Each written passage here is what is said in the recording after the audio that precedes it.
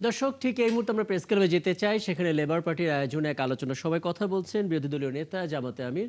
আমরা সরাসরি চলে যাচ্ছি সেখানে। সে একাধারে লেখাপড়া করে, টিউশনি করে তার পরিবার চালায়।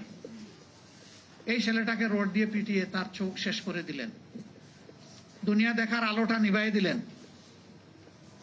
তো চোখ তো শেষ করেছিল শেষ হাসিনা, আপনারা আবার শুরু করলেন কেন? হ্যাঁ, পাটোয়ারি একটু গরম বক্তব্য দেয়, মাঝে মাঝে অনেকের কষ্ট হয়।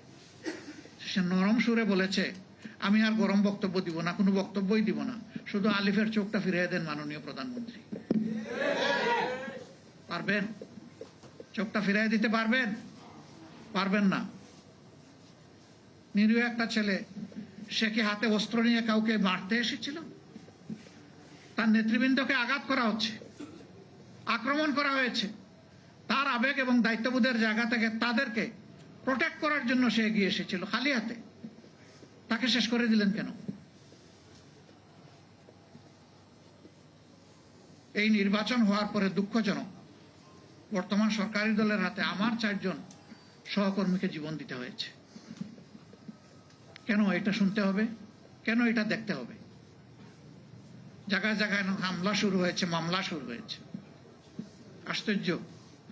আপনারা মারলেন, মব সৃষ্টি করলেন, লোকদেরকে বন্দি করে রাখলেন, চোখটা কেড়ে নিলেন, তারপরে আবার উল্টো তাদের উপরে মামলা দিলেন। কি মামলা? যে তারা আইফোন ছিনতাই করেছে। ধন্যবাদ, অন্তত একটা দামি ব্র্যান্ডের ফোনের ব্যাপার বলেছে। তারা সেখানে আইফোন ছিনতাই করতে গিয়েছিল। তো সেদিন আমি বলেছিলাম যে আপনারা তো হুবহু দেখে ওই দিকেই হাঁটছেন। ফ্যাসিস্ট আমলে আপনাদের বর্তমান শিক্ষামন্ত্রীর বিরুদ্ধে বেনেট ব্যাগ ছিনতাইয়ের মামলা দিয়েছিল। আমরা ছিলাম প্রেস ক্লাবে এবং লেবার পার্টির আয়োজনে এক অনুষ্ঠানে, সেখানে কথা বলছিলেন জামাতে আমির। নিশ্চয়ই এই আয়োজন এবং তার বক্তব্যের আরও বিস্তারিত থাকবে আমাদের পরবর্তী সংযোগগুলোতে। শিরোনামে বলছিলাম, রাজধানীর কলাবাগানে একটি বাসায় স্বামীর ছুরিকাঘাতে স্ত্রী এবং শাশুড়ি নিহত হয়েছেন। পারিবারিক কলহের জেরে সকালে ঘটনা হয় বলে ধারণা করছে পুলিশ। নিহতরা হলেন ফারজানা আক্তার এবং তার মা ফিরোজা বেগম। এই ঘটনায় স্বামী হৃদয়কে গ্রেপ্তার করা হয়েছে। পুলিশ বলছে, স্ত্রীর সঙ্গে ঝগড়ার এক পর্যায়ে মা মেয়ের পক্ষ নিলে জামাতা শিপন এই হত্যাকাণ্ড ঘটান।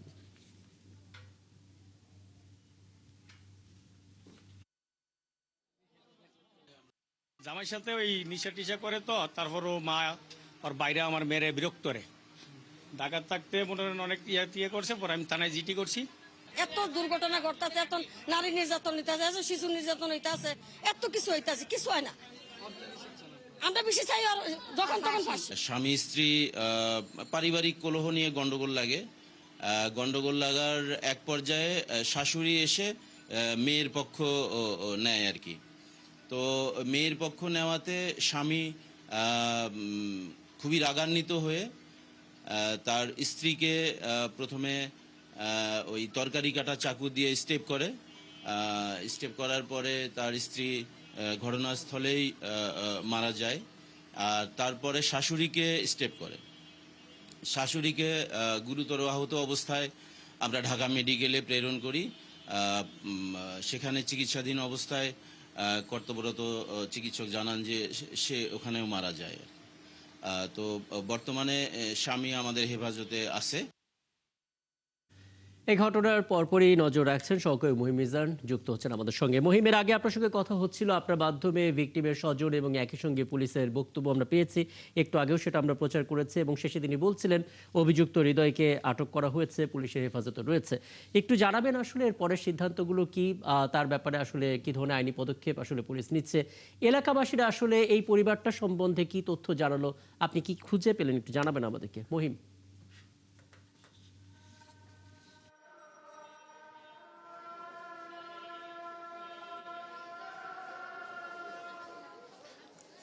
সেটা হচ্ছে যে হৃদয় বা শিপন, আমরা যে আসামির কথাই বলি, যিনি হত্যাকাণ্ডের সঙ্গে সরাসরি যুক্ত, এলাকাবাসী এবং নিহত ফিরোজা বা রাত্রি স্বজনরা যেটা বলছে যে এই শিপন বা হৃদয় সে আসলে অনেক আগে থেকেই মাদকাসক্ত ছিল এবং মাদকাসক্ত থাকবার কারণে আসলে এই রাত্রির উপর সে মাঝে মাঝে নির্যাতন করতো। এর আগে তাদের একটা বিবাহ বিচ্ছেদের ঘটনার মতো ঘটে, কিন্তু এক পুরোপুরি বিচ্ছেদটা ঘটেনি। পরবর্তীতে আবার এই শিপন তার যে শ্বশুর ফারুক তার সঙ্গে তার হাতে পায়ে ধরে আবার তার স্ত্রী রাত্রিকে ফিরিয়ে নেয় এবং মাদকাসক্ত থাকবার কারণে সে আসলে কোনো কাজকর্ম করছিল না। সত্যিকার অর্থে যেটা যতদূর জেনেছি সে পিকআপ ভ্যান চালক।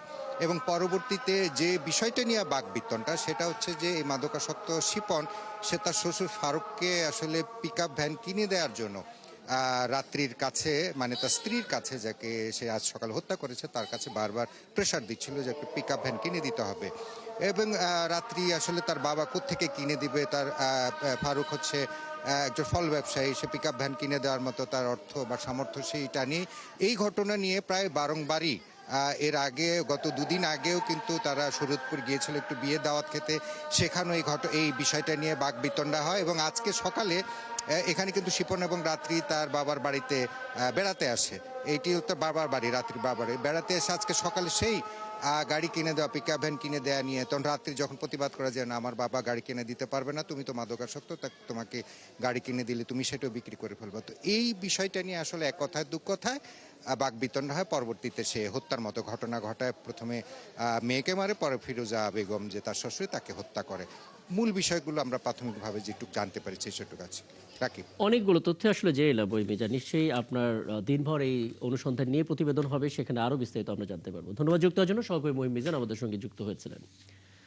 শিরোনামে বলছিলাম, পুলিশ আর কোনো দল বা গোষ্ঠীর লাঠিয়াল বাহিনী হিসেবে কাজ করবে না, দুর্নীতির বিরুদ্ধে থাকবে জিরো টলারেন্স, এমনটাই বলেছেন স্বরাষ্ট্রমন্ত্রী সালাউদ্দিন আহমদ। রাজশাহীর সারদা পুলিশ একাডেমিতে 18 বছর আগে বাতিল হওয়া 27তম বিসিএস পুলিশ ব্যাচের সমাপনী কুচকাওয়াজে প্রধান অতিথির বক্তৃতায় তিনি কথা বলেন। এ সময় তিনি চেন অফ কমান্ড ঠিক রেখে বৈষম্যহীন সমাজ গঠন, সাথে আইনের শাসন প্রতিষ্ঠায় পুলিশ সদস্যদের কাজ করার নির্দেশ দেন। বাকিরা জানাচ্ছেন রাশিদুল হক রুশো।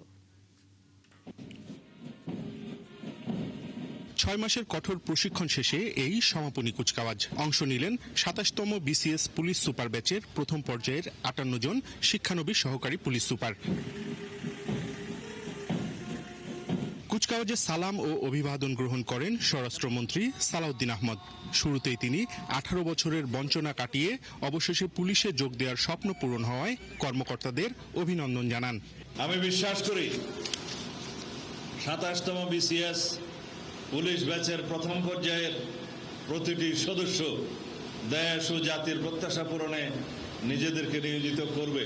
শিক্ষানবিশ এই পুলিশ কর্মকর্তাদের উদ্দেশ্যে বলেন, মুক্তিযুদ্ধের চেতনা ও ছাত্র গণ অভ্যুত্থানের আত্মত্যাগের মর্যাদা রেখে গণতান্ত্রিক বাংলাদেশ গঠনে ভূমিকা রাখতে হবে।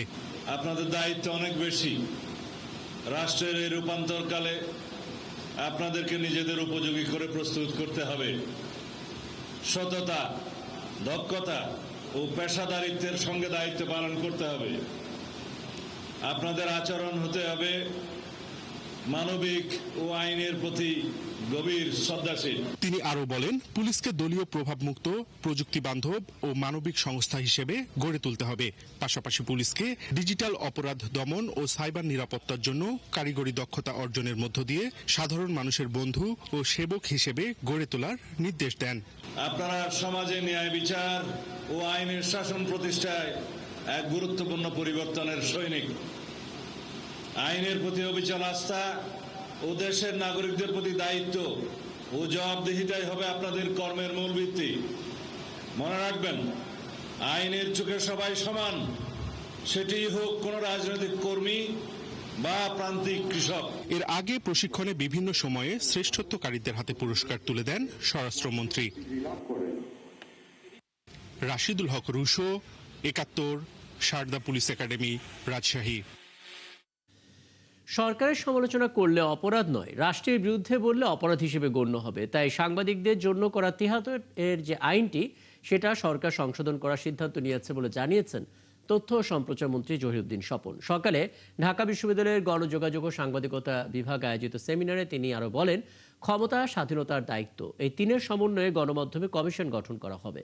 রাষ্ট্র পরিচালনায় জবাবদিহিতা নিশ্চিত করা এবং দায়িত্বশীল নেতৃত্ব গড়ে তোলা জরুরি বলেও মন্তব্য করেন মন্ত্রী। ফটিকছড়ি থানার 2 মামলায় চট্টগ্রামের শীর্ষ সন্ত্রাসী ডেভিড ইমনের 10 দিনের রিমান্ড মঞ্জুর করেছে আদালত। বিস্তারিত জানতে চাই যুক্ত হচ্ছেন সহকর্মী প্রণবেশ চক্রবর্তী। প্রণবেশ, এর আগে আপনার সঙ্গে কথা হচ্ছিল এবং আমরা ধারণা পাচ্ছিলাম অনেকগুলো মামলায় তাকে রিমান্ডে চেয়েছে, যে মামলাগুলোর বেশিরভাগই ছিল প্রতারণার। মোট কয়টি মামলার রিমান্ডে শুনানি এখনো চলছে, কয়টি মামলার ক্ষেত্রে এই 10 দিনের রিমান্ড দেওয়া হলো, আর কি কি সিদ্ধান্ত হলো, আইনি প্রক্রিয়া কিভাবে এগোচ্ছে? প্রণবেশ।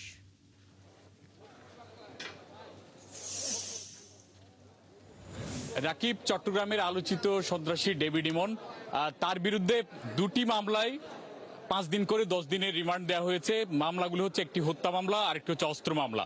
ফটিকছড়ি মামলার বাইরে আরেকটি মামলার তাকে শোন অ্যারেস্ট দেখানো হয়েছে, অর্থাৎ গ্রেপ্তার দেখানো হয়েছে, সেটি হচ্ছে হাটহাজারী থানার মামলা।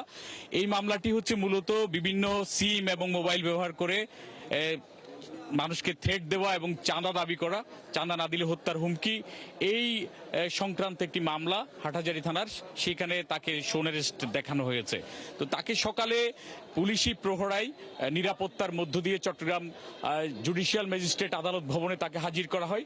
পরবর্তীতে তাকে জুডিশিয়াল ম্যাজিস্ট্রেট 3-এর বিচারক মোহাম্মদ মোতাসিম বিল্লার আদালতে তোলা হলে ফটিকছড়ির যে 2টি মামলার কথা বললাম, একটি হত্যা মামলা এবং একটি অস্ত্র মামলা, সেখানে মোট 14 দিনের রিমান্ড আবেদন করেছিল পুলিশ। তার মধ্যে 10 দিন, অর্থাৎ 5 দিন করে পৃথক 2টি মামলায় 10 দিনের রিমান্ড মঞ্জুর করে। তো এর মধ্যে তাকে পরবর্তী আরো অনেকগুলো মামলা রয়েছে, ডজনেরও বেশি তার বিরুদ্ধে হত্যা সহ বিভিন্ন অস্ত্র সহ নানান মামলা রয়েছে। সেই মামলাগুলোতে হয়তো ক্রমে তোলা হবে। চট্টগ্রাম সহ চট্টগ্রামের আশপাশে হাটহাজারীতে অনেকগুলো হত্যাকাণ্ড হয়েছে, সেই হত্যাকাণ্ডগুলোতেও তাকে আসামি হিসেবে রাখা হয়েছে। সেগুলো হয়তো পরবর্তীতে তার শুনানি হবে। আগামীকালও একটি শুনানি হওয়ার কথা রয়েছে, সেটি মহানগর ম্যাজিস্ট্রেট কোর্টে সেই শুনানি হবে, রিমান্ড শুনানি। এটি ছিল চট্টগ্রাম থেকে ডেভিড ইমন বিষয়ে যে রিমান্ড আজকে মঞ্জুর করেছে আদালত। একদম এবং আগামীকাল যেই রিমান্ডের বিষয়ে আলাপ হবে এবং সেটা নিয়েও নিশ্চয়ই আপনার নজর থাকবে। পরবর্তীতে আপনার সঙ্গে আশা করি কথা হবে। প্রণবেশ চক্রবর্তী যুক্ত হয়েছিলেন, বলছিলেন চট্টগ্রাম থেকে। সদ্য নিয়োগপ্রাপ্ত ডেপুটি ও সহকারী অ্যাটর্নি জেনারেলদের সততা, নিষ্ঠা আর পেশাদারিত্বের সঙ্গে দায়িত্ব পালনের আহ্বান জানিয়েছেন অ্যাটর্নি জেনারেল রুহুল কুদ্দুস কাজল। আজ সুপ্রিম কোর্টে নতুন নিয়োগপ্রাপ্ত আইন কর্মকর্তাদের যোগদানের পর তাদের সঙ্গে মতবিনিময়কালে তিনি আহ্বান জানান। অ্যাটর্নি জেনারেল বলেন, সরকার যে উদ্দেশ্যে রাষ্ট্রের আইন কর্মকর্তা হিসেবে নিয়োগ দিয়েছে সেই দায়িত্ব যথাযথভাবে পালন করতে হবে। রাষ্ট্রের পক্ষে আদালতে মামলা পরিচালনার ক্ষেত্রে আইন ও সংবিধানের প্রতি শ্রদ্ধাশীল থেকে নিষ্ঠা ও সততার সঙ্গে দায়িত্ব পালনের নির্দেশনাও দেন তিনি। পরে নবনিয়োগপ্রাপ্ত ডিএজি ও এএজিদের নিয়ে আপিল বিভাগে যান অ্যাটর্নি জেনারেল। সেখানে তাদের আনুষ্ঠানিকভাবে পরিচয় করিয়ে দেওয়া হয়। যে যেখানে দায়িত্ব পালন করবে না কেন, তারা অত্যন্ত পেশাদারিত্বের সঙ্গে, সততার সঙ্গে, দেশপ্রেমের সঙ্গে দায়িত্ব পালন করবে। আমি প্রত্যাশা করি যারা নিযুক্ত হয়েছেন এই অফিসে, রাষ্ট্রের পক্ষ থেকে দায়িত্ব পেয়েছেন, এটা একটা গুরু দায়িত্ব এবং তারা তাদের কর্মনিষ্ঠা, সততা এবং দেশপ্রেমের ভিত্তিতে তাদের প্রতি অর্পিত দায়িত্ব পালন করবে। এই রাষ্ট্রের পক্ষে যে সরকার এখন আছে, আমাদেরও প্রত্যেকের কার্যক্রমের মাধ্যমে এমনভাবে সহযোগিতার হাত বাড়িয়ে দেওয়া যেন বাংলাদেশের মানুষ মনে করে যে না, যাদের রাষ্ট্রের পক্ষ থেকে রাষ্ট্রের ট্যাক্সের পয়সায় যারা নিযুক্ত হয়েছেন, যারা বেতন পাবেন, তারা যেন রাষ্ট্রের প্রতি তাদের দায়িত্বটা সৎভাবে পালন করেন। রাজধানীর শাহবাগে জাতীয় জাদুঘরের সামনে আজ থেকে লাগাতার অবস্থান কর্মসূচি শুরু করেছে সরকারি প্রাথমিক বিদ্যালয়ের সহকারী শিক্ষক পদে সুপারিশপ্রাপ্তরা এবং চলতি অগস্টের মধ্যেই যোগদান নিশ্চিতে এই দাবিতে এই কর্মসূচি পালন করছেন তারা। সেখানে আছেন সহকর্মী জুলিয়া তানহা, যুক্ত হচ্ছেন আমাদের সঙ্গে।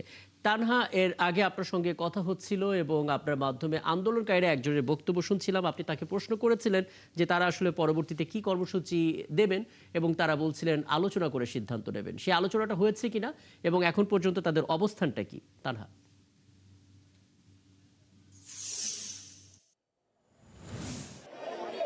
রাকিব, আপনি যেমনটি বলছিলেন যে তারা কিন্তু আজকে সকাল 11টা থেকেই তাদের যেই দাবি যে এই চলতি মাসের মধ্যেই যেই 14,384 জন সুপারিশপ্রাপ্ত শিক্ষক আছেন তারা তাদের পদায়ন এবং যোগদান দুটোই তারা এই চলতি মাসের মধ্যে চাচ্ছেন। এবং মন্ত্রণালয় থেকে যেই সংবাদ বিজ্ঞপ্তিটি আমাদের কাছে দেয়া হয়েছিল গতকালকে, সেটি ছিল যে অক্টোবরের 29 তারিখে তাদের এই যোগদান নিশ্চিত করা হবে এবং আজকে সকালে সেটি আসলে পরিবর্তন করে অক্টোবরের 1 তারিখ করা হয়।